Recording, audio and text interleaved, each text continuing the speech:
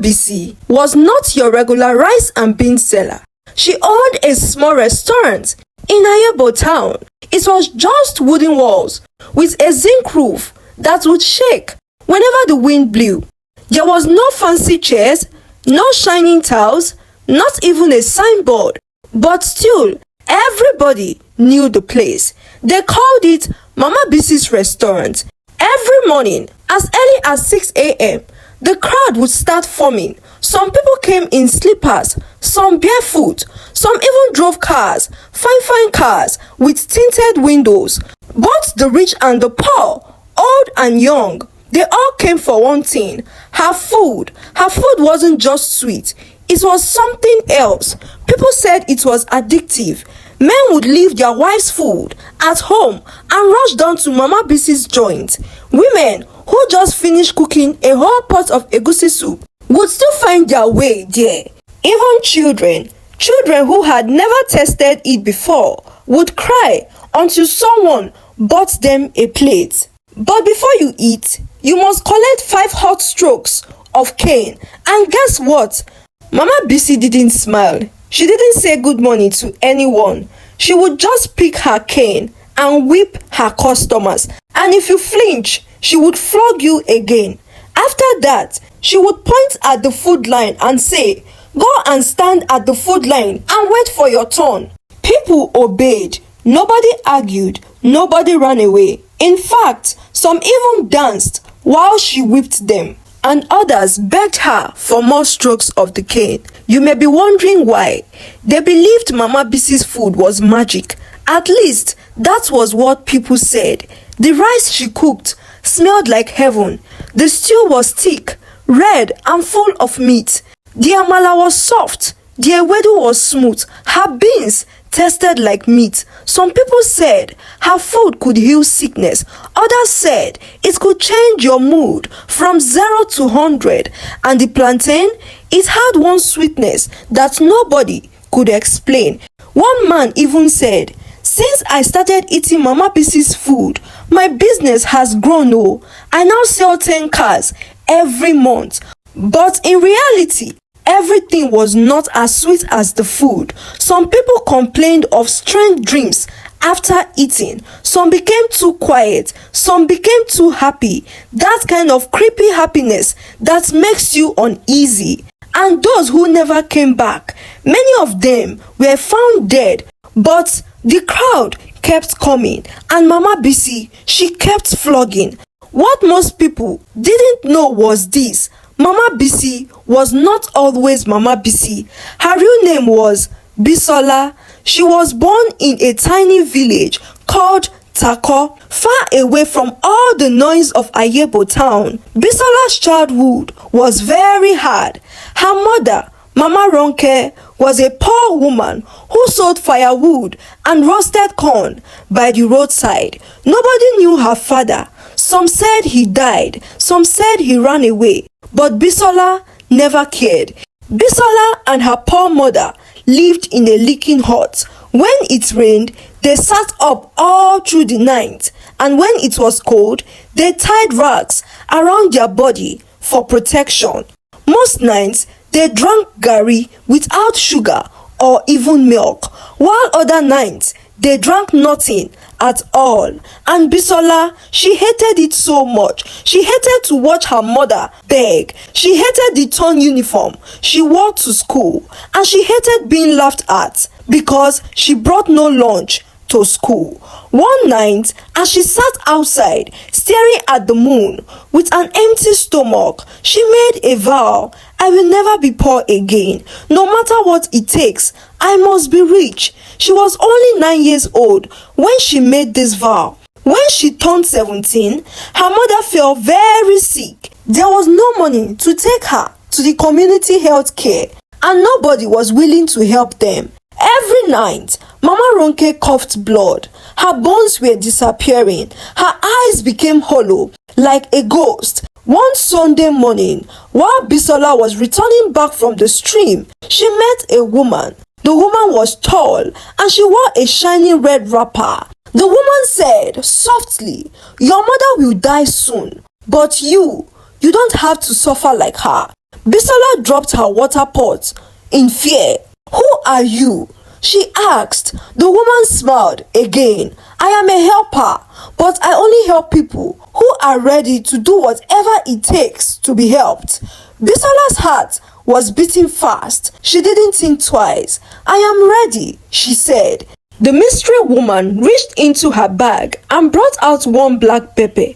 It was just a single seed. Then she said, "Cook with this and watch what happens.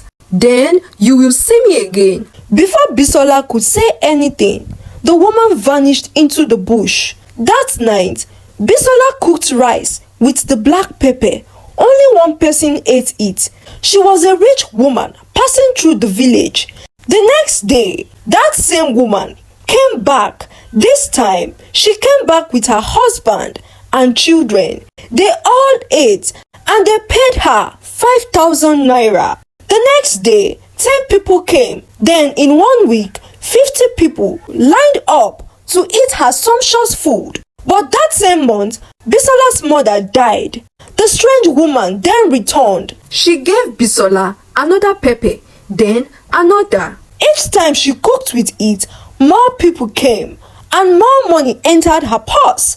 Bisola gathered 50,000 naira. Then she left the village and moved to Ayebo town. And that was how it all began.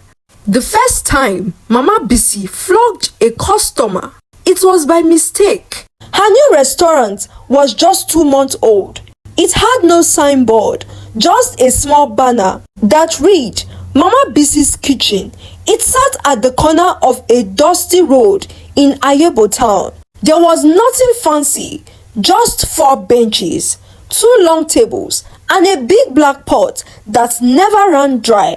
And her food was so sweet that it made grown-up men cry. But that day, everything changed. A man had just skipped the line. His name was Ojo, a well-known mechanic. Because of his loud mouth, Ojo had pushed past others and shouted, "Make on a shift, Joe. Na me dey walk past for this town o. I deserve the biggest meat for here." Mama Bisi was dishing amala when she heard the noise. She dropped her spoon, bent down under the table and brought out her cane. She didn't say anything. She just walked up to Ojo and whipped him 5 times across the back. The entire place went quiet, but Ojo turned slowly. This was a man with muscle and ego. He smiled and said, "Mama Bisi, this flogging sweets me die o. Abeg, add extra meat on top." The whole restaurant exploded with laughter. And just like that, it began. The very next day, people lined up in 2 rows, one to collect 5 strokes of cane and the other to collect their food. Mama Bisi's restaurant had just one rule: no flogging, no food. And you know what? Her customers loved it. Some said the flogging made the food taste sweeter. Others said it cleaned their body. One man even swore that since Mama Bisi started flogging him, his transport business started booming. And with all of this good news, Mama Bisi became very famous. But it was not the kind of fame that comes with smile. It was the kind that came with fear. One thing nobody knew was that behind the restaurant, there was a small locked room. No one entered it except for Mama Bisi. Children who passed by swore that they heard strange voices from inside the room. Some said they saw shadows moving even when Mama Bisi was busy at the front. Curious customers began to ask questions. "Mama Bisi, what is inside that room?" But she waved her hands like mosquito. "Ah, nothing no, just my pepper and spices."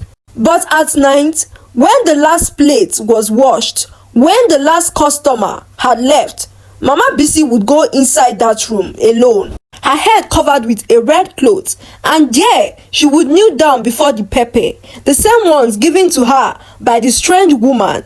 She would crush them, grind them, whisper into them as she said, "Let the cane increase their hunger, let the taste confuse their brains, let them come again and again."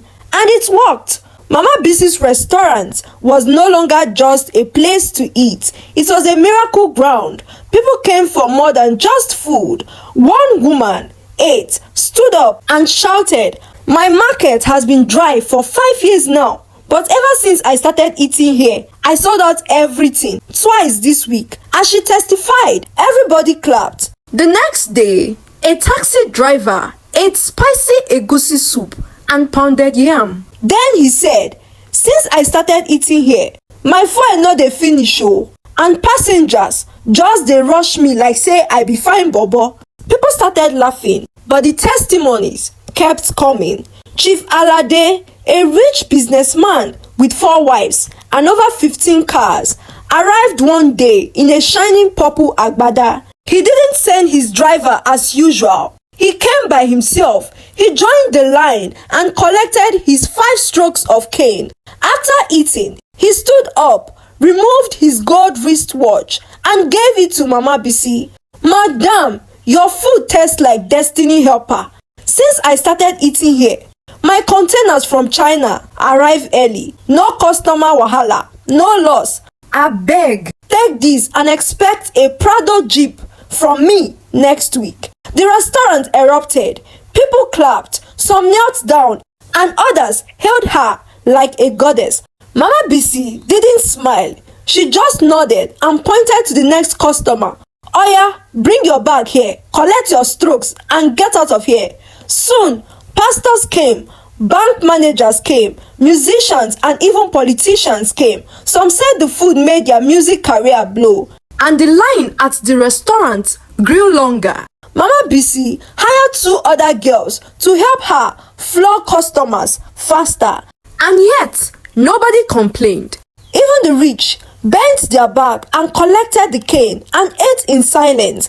Mama Bisi started receiving more gifts from her customers. Laces from Dubai, boxes of gold, a Land Cruiser with tinted glass, and an invitation to cook for the governor's daughter's wedding. Mama Bisi, she received all the gifts without a smile on her face. But at night, in her dark room, she would kneel down before the pepper and whisper, "More will come and I will make their destinies mine." By this time, Mama Bisi's name was loud now, louder than the church bell on Sunday morning.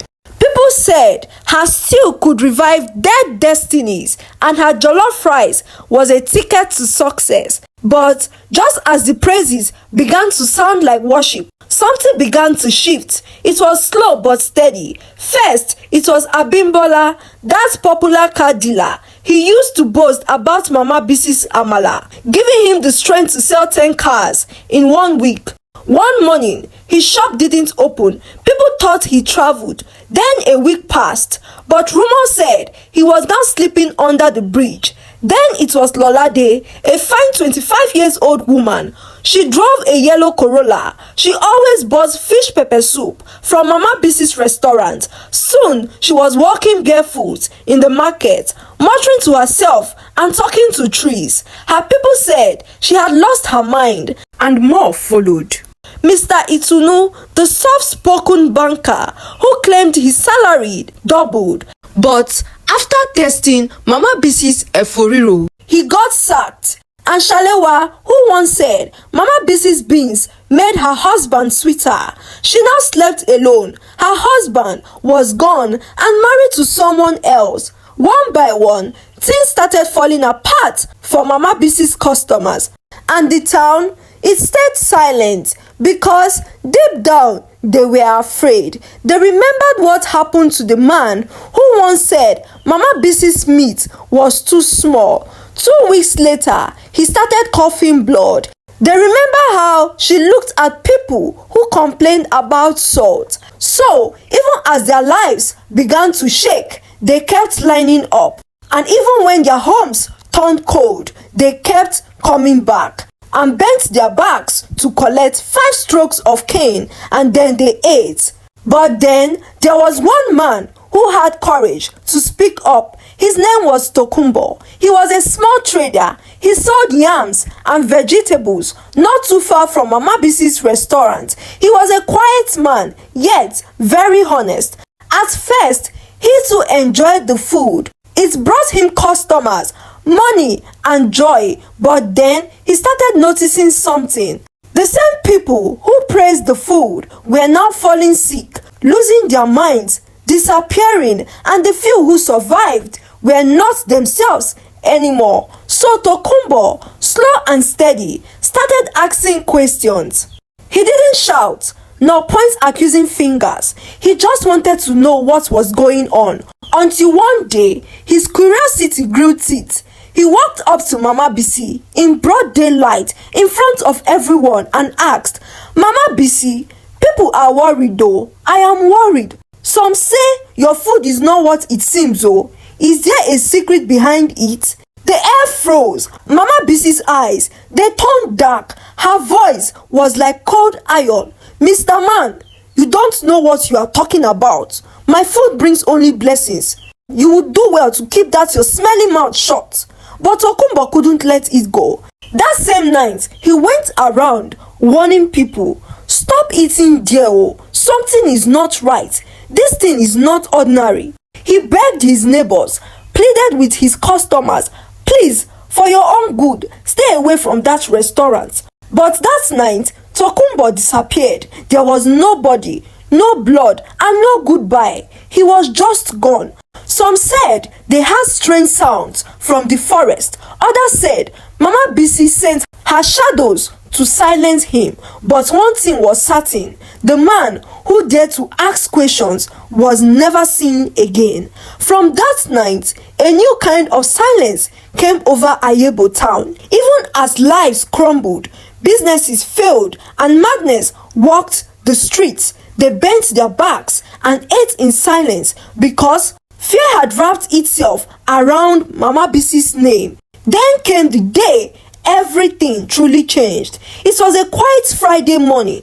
Mama Bisi had just finished shouting at the two girls who were clearing plates. She was wearing gold and red lace wrapper and blouse, fresh from Dubai. It was gifted to her by a politician who had just won an election. People lined up as usual. The flogging continued. But then she heard a laughter, not from the customers. It was soft, low and cold, and it came from a man. He didn't join the line like the rest of Mama Bisi's customers. He just stood and he stared at Mama Bisi. People started whispering, "Is he mad? He didn't collect Keno." Mama Bisi looked up and saw him. Their eyes met. And for the first time in years, she froze. Her hand holding the spatula had paused. Her lips tightened. Her legs trembled. But she quickly covered it. Who be this one? You no sick you. Abi you want chop without flogging?" The stranger smiled and then he said, "I didn't come to eat." And silence fell like rain in the air. "I came to remind you of the promise you broke 27 years ago." The air shifted. Mama Bisi stepped back. "I don't know what you are talking about," she said quickly. The man took a step forward. "Does the name Onike still ring a bell? Or have you buried it the same way you buried your mother's bones?" On hearing that, a plate fell from a customer's hand and shattered on the floor. Mama Bisi's mouth fell open. For a moment, everything in the restaurant stood still. From the smell of boiling stew, the steam rising from the rice pot, even the flies hovering over leftover bones, everything seemed to have frozen. For the first time in her life, Mama Bisi's face cracked. She had mastered the act of hiding every thought, every emotion behind a blank stare. But not this time around. Not with that name, Onike. "You must be mad," she snapped, pointing her spatula at him. "Do I know you? What kind of nonsense are you talking about?" But her voice wobbled. The crowd noticed. She quickly clapped her hands and 3 hefty boys rushed out from behind the shade. They were tall with muscle that looked like stones. These were not ordinary boys. Their arms were covered in strange tattoos that only Mama Bisi understood. Their lips didn't move. Their eyes were reddish. "Throw him out," Mama Bisi commanded, "before he spoils the appetite of my customers." The boys grabbed the stranger, one by the arm, one by the neck, and one held his leg. But the stranger, he didn't fight back. He just stared at her, and as they dragged him out, his voice echoed, "You can silence me, but you can't silence the dead. She's coming for you." Mama Bisi's finger trembled. She quickly wiped her palm on her wrapper, and then she turned to the crowd. "Who is next? You think this kind of nonsense can stop my business? Bring your bag here, collect your strokes, and leave my front." And just like that, the music resumed. The cane began to land on people's back again. The food line moved. People tried to smile, pretend, and eat, but the air had changed. It was thicker and heavier than it used to be. And later that night, the restaurant was empty. Benches stacked up, pots covered, and windows were shut. But behind the last curtain, in her house, Mama Bisi knelt down. This time, she was not alone. 5 women surrounded her. They were all dressed in their various uniforms. They had black lips and blank eyes. These were not ordinary women. They were the Ajeh, the women who never laughed alone. Blood-bonded sisters and keepers of dark secrets. The air in that room smelled of ashes, herbs, and something old. "He came today," Mama Bisi said. "Who?" asked the oldest among them. Her voice was like broom on a dry sand. "The son of Onike," Mama Bisi replied. "The woman I sacrificed to this great altar 27 years ago." A deep silence followed. Then the youngest woman raised her voice sharply. "And what did you do?" "I ordered the boys to throw him out, but he looked at me with those eyes like he knew what I did to his mother." The leader of the coven stepped forward. She dipped her fingers into a black bowl.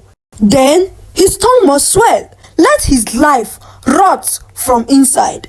She bent and drew a strange symbol on the floor. "Say his name." "I don't know his name," Mama Bisi whispered. "Then picture his face." Mama Bisi closed her eyes.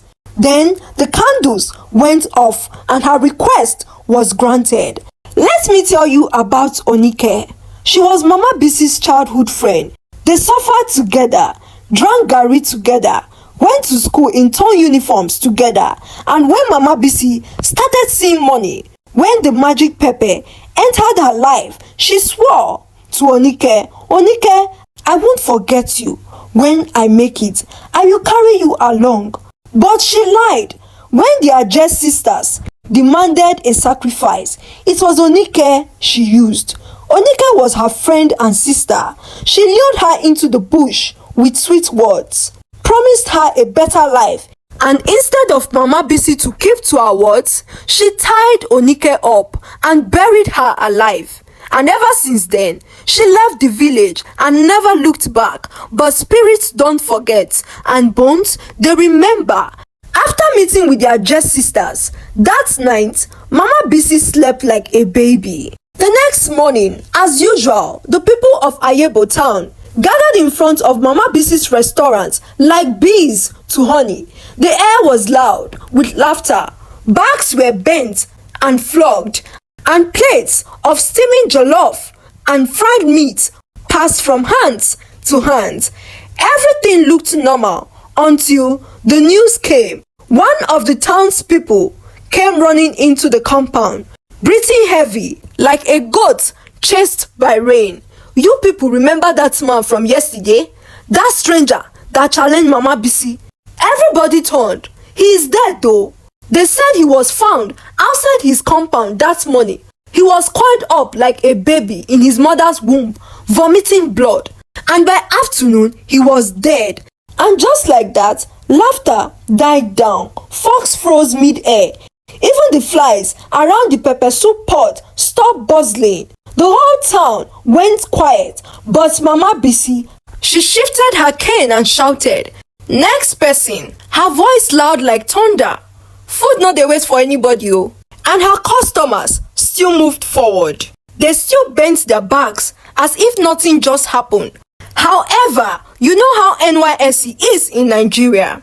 Every corner of the country, they must send coppers. Ayebo town was no different, and that was how Uzoamaka landed there.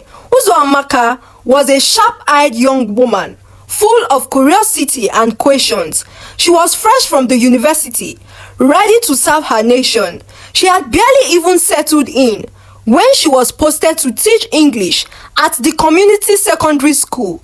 The school was just a few streets away from Mama Bisi's restaurant. It wasn't long. In fact, not even a full week before Uzoamaka began to hear the whispers. "Auntie," one of her students said, one day after class, "they say Mama Bisi's food is sweeter than honey." Oh. Another one joined in. "Even big men, I mean rich men, they come to eat there." Uzoamaka smiled. "Okay, that is good.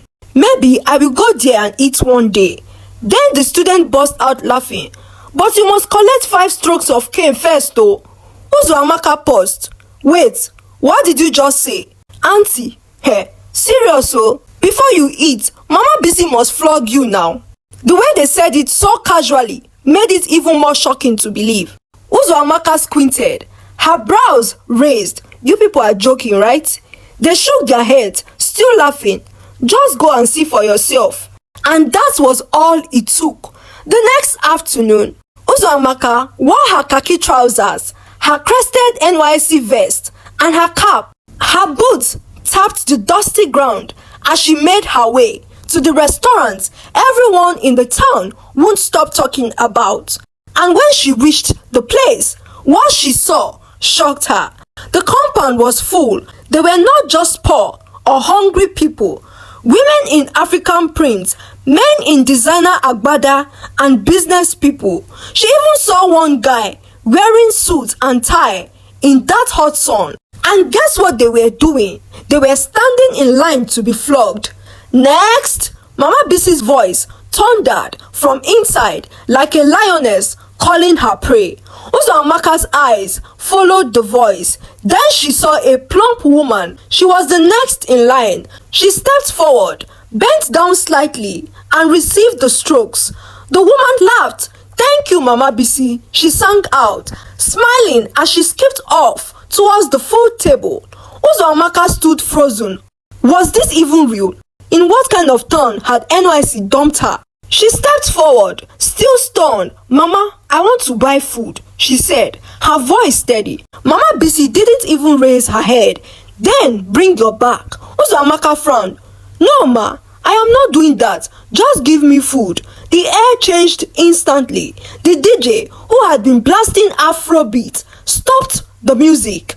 The crowd went quiet, like someone pressed pause on the whole town. Mama Bisi lifted her head slowly and looked at her. "You say what?" "I am not bending for cane," Uzoamaka repeated. She was firmer this time. "Just sell me the food. I will pay." The woman's eyes darkened like a storming cloud. "Boys," Mama Bisi called out, and like magic, 3 hefty men appeared from the back. Same boys from the last time. Their muscles spread around like bread, soaked inside cold water, and their faces like brick walls. "Throw her out," Mama Bisi barked, and they did just as she instructed them. They threw her out just like that. Her NYC cap fell off, her bag tore at the side, and she stumbled on the ground right outside the compound. The same crowd that got flogged happily began to laugh at Uzoamaka, but Uzoamaka stood up, brushed the dust off her trousers, picked her torn bag, and adjusted her cap, and she didn't walk away in shame. She walked away with fire in her eyes. In that moment, something was not right, and she, Uzoamaka, she was going to find out. From that day, Uzoamaka became obsessed. Something was not right about Mama Bisi, and her spirit knew it. She couldn't shake the feeling off, no matter how much she tried. So she decided to watch. Every day after school, she would linger around Mama Bisi's area, pretending to make phone calls or waiting for a keke. But in truth, she was watching. And in just a few days, she started noticing things. The crowd at the restaurant kept growing. That was nothing new to her, but it was what happened After they ate the food that got her attention, some of the people who ate there suddenly started making it big. One man who used to trek came back 3 days later driving a red Mercedes Benz. Another woman got a shop in town and stocked it with goods overnight. Contracts, promotions, gifts were flying from different angles, but then it started to shift. The man with the Benz, his car caught fire and he lost everything. That same woman with the new shop, she disappeared, but they found her singing to herself and bathing with gutter water. And yet, nobody asked questions. But Uzuamaka wasn't like the rest. She knew something was deeply wrong. One cold morning, just before dawn, her confirmation came. She was returning from her usual morning walk. As she passed behind Mama Bisi's compound, something made her to stop. She heard voices, whispers, and chants. She tiptoed closer and hid behind a tree, and then she saw it.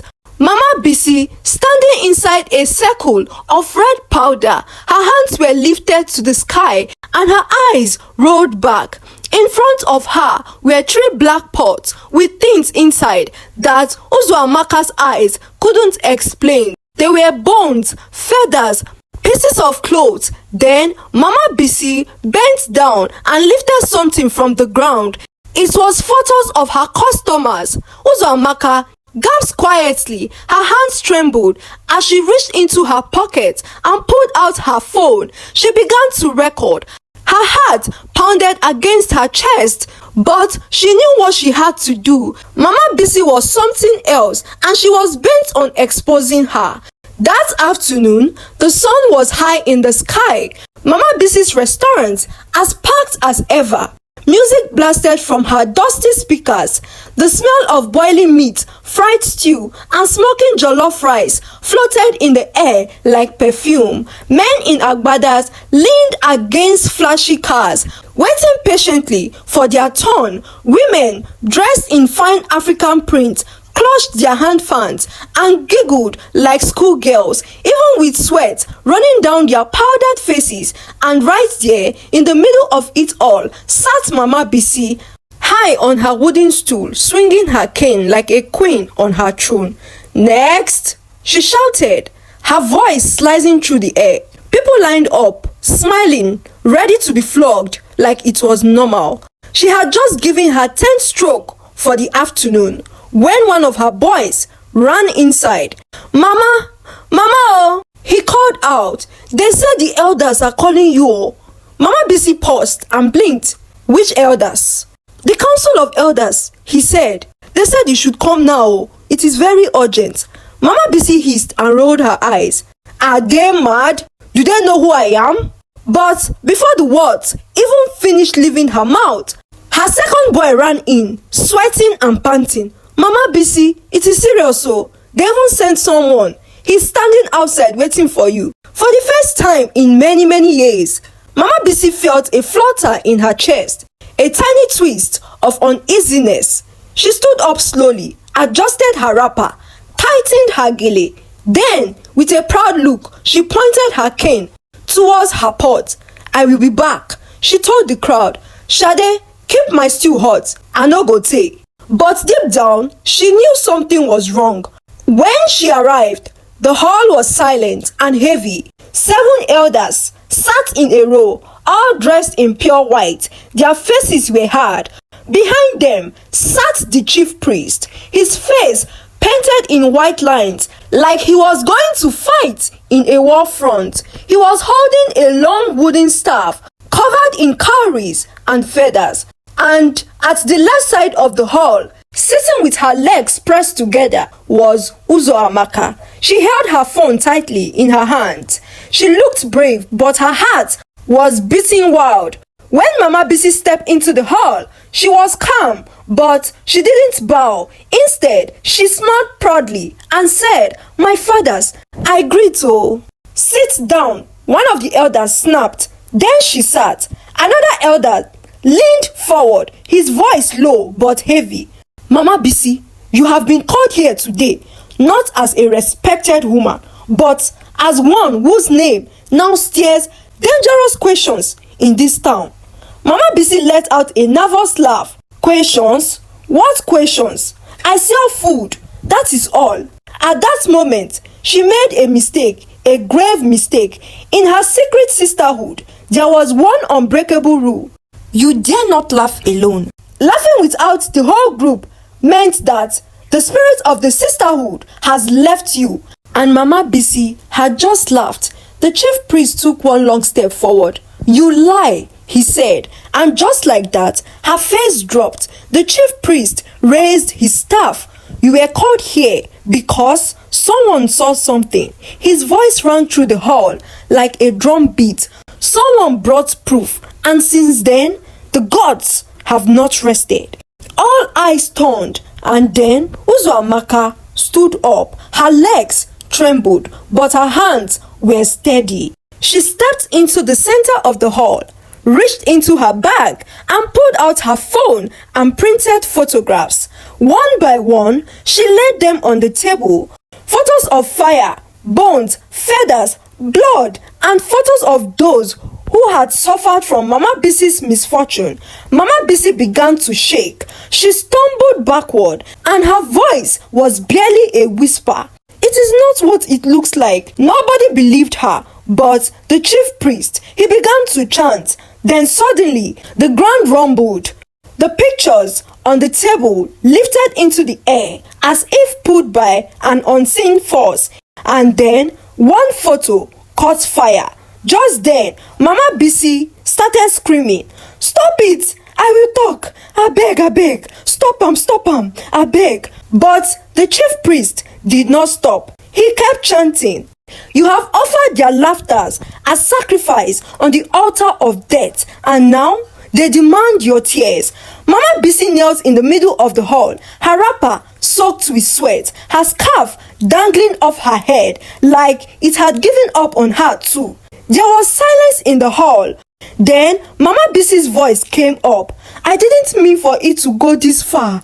Mama Bisi whispered, her voice shaking like it was dragging shame. Louder, one of the elders thundered. His staff hit the ground and the floor responded. Mama Bisi looked up, eyes red, face wet with tears.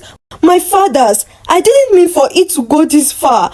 However, nobody pitied her nor comforted her. Just eyes staring at a woman whose secrets were finally naked. She sniffed, wiped her face with the corner of her wrapper, and began. "When I was a small girl, my mother and I used to beg for food. We slept under leaking huts. People insulted us and nobody helped us." She paused and sniffed again, trying not to cry so much. "One day, my mother almost died in front of me because of hunger. That day, I told myself I will never suffer again. I promised to do anything at all, to make this money." She wiped her face with her wrapper. "When I became a young woman, I met Mama Idowu. She was a strong native occult woman. She was from this town. She told me that there was a way to change my life.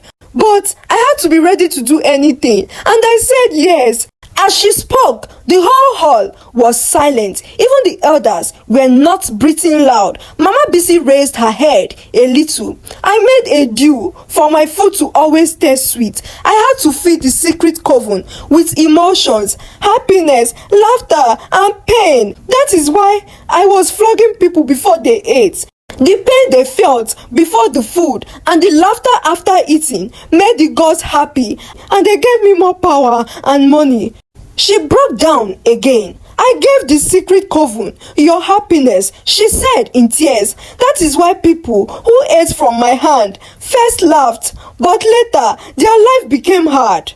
One of the elders stood up and shouted, "You are a wicked woman, Mama Bisi." Another shouted, "You turned our town into a place of sorrow." Uzuamaka turned her face away. She didn't want to hear more. Mama Bisi was not just wicked, she was evil. Then the chief priest came forward. "Mama Bisi," he said, "the gods have opened their eyes. They want justice. From today, you will never cook again. Your hands are cursed. Any food you cook will taste like ashes. Even the earth will reject you. Mama Bisi shouted, "Please, forgive me, please." But the chief priest continued, "You are banned from this land. Before the sun sets, you must walk out barefoot. If you ever return, thunder will strike you." Then the elders all stood up, one by one. "You will tell every person you hurt the truth." One of the elders said, "You will cry to the gods until they answer you. And if they don't, may your soul never rest." And just like that, Mama Bisi began her walk of shame. She carried her pot on her head. Her eyes were swollen. Her lips were shaking. She begged some people to forgive her, but they all turned their backs on her. That night, Mama Bisi walked into the evil forest, and by morning, angry young men had burned down her restaurant. For the first time in many months, the sun felt warm again. People were smiling. Peace was slowly coming back. The market was full. Children were laughing again. Men and women started fixing their homes and their lives. And as for Uzuamaka, the copper who had the courage to ask questions, she became a hero. Before she left, the town held a celebration. They gave her gifts, blessed her, and even wrote a letter to the governor asking that she should be given a national award for bravery. On the morning she was leaving, she stood inside the chief's compound. Her NYSC uniform was neat. Her cap was straight. One elder stepped forward and raised a calabash. "Young girl," he said, "because of you, we remembered who we are today. You helped us find our voices again." He looked at the crowd. "Let this be a lesson to all of us. Never trade your freedom for sweet things. Never bow to evil, no matter how nice it looks." The crowd clapped, and Uzuamaka, she smiled. She looked around the small town with fulfillment, the place where she stood strong and exposed evil. Then she entered the bus that would take her back to Aba. And so, this is how the story of Mama Bisi, the evil cook, came to an end. Until next time, my name is Efwa of Folktales by Efwa. Do remember to like, share with friends and family, and subscribe to my YouTube channel. Thank you and bye.